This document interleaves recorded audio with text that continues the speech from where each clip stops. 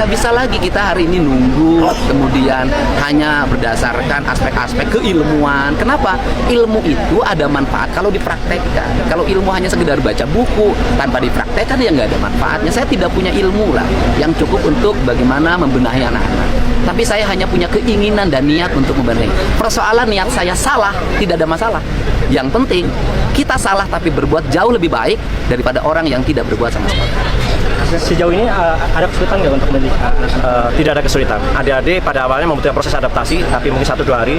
Setelah itu mereka menikmati, mereka gembira. Tentunya hal yang positif adalah mereka yang awalnya mungkin jarang di rumah, sekarang mereka merindukan rumah.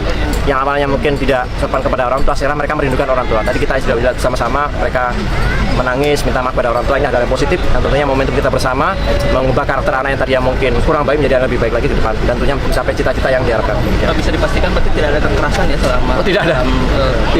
Tidak ada. Bisa ditanyakan langsung pada anak. Ini aja, lihat aja anak-anaknya ada bekas kekerasan enggak. Justru kalau mereka di luar tidak ada jamin mereka tidak ada kekerasan. Ini loh, ini yang harus menjadi para pengamat, kemudian KPAI. Anak-anak ini di barak militer tidak mengalami kekerasan, tapi di luar dia dibacok.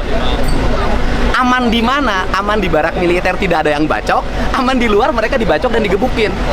Ini kan penting gitu loh. Jadi jangan dimasalahin ketika di barak militer segera dibahas, ketika di luar mereka dibacok, mereka dilempar pakai batu, mereka digebukin sampai masuk rumah sakit.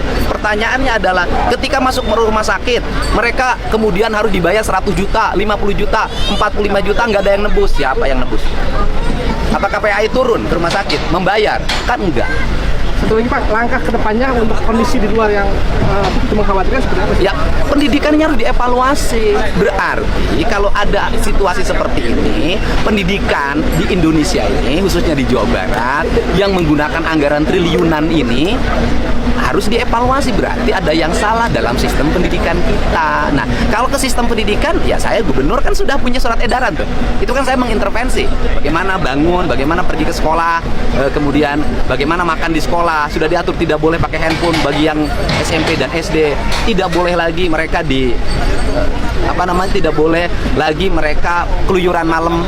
Kan itu harus kalau bisa menjalankan puasa Senin Kamis bagi mereka yang sudah ingin menekuninya. Nah, yang paling utama adalah ke depan tuh nanti saya ingin membuat jam ya. Jadi pelajar itu kemarin jam 8 bisa aja jam 9.